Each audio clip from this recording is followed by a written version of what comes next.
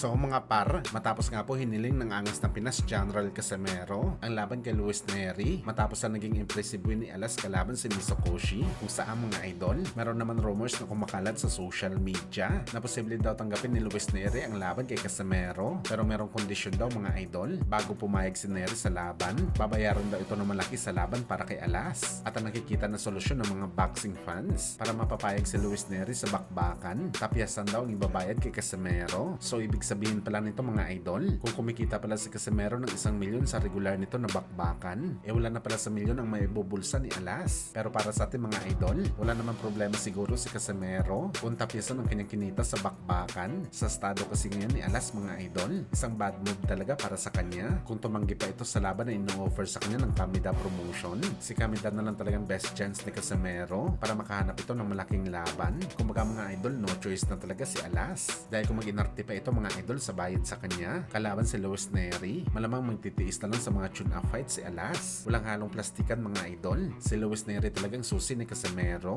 Ang panalo nito sa Meksikano, maglalagay kay Casimero sa tuktok sa kanyang dibisyon. Alam naman natin mga idol na hindi madali na pagsubok ang laban ni Casimero kay Luis Neri. Pero kailangan talaga mag-gamble ni Alas ngayon mga idol sa kanyang karera sa boxing sports para sa magandang future nito. Dahil ang paglaban nito mga idol sa mga tune-up fight, hindi talaga magdadala ng success para sa 3 division champion. May kasabihan nga mga idol na no risk no Ferrari. Kailangan talaga ni Alas magsakripisyo sa purse money at pilitin na manalo kay Neri para sa magandang plano nito sa future.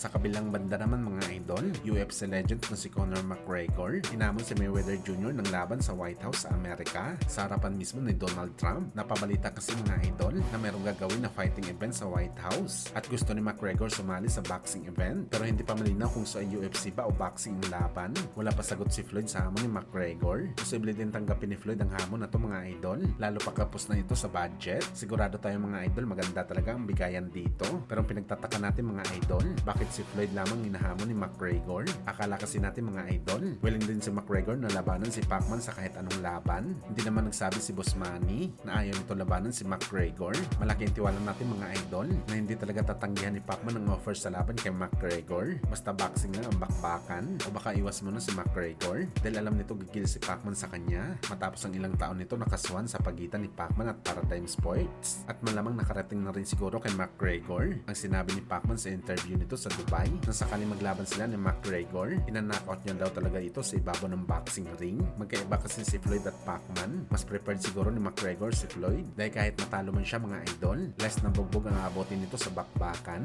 Alam nito na hindi marunong magbiro ang Pinoy sa ibabaw ng boxing ring.